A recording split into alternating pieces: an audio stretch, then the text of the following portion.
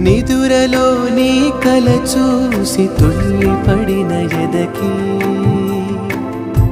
ఏ క్షణం ఎదురవుతావో జోల పాటవై ఆకలని అడగక ముందే నోటి ముద్ద నువ్వై ఏ కథలు వినిపిస్తావో జాబిలమ్మ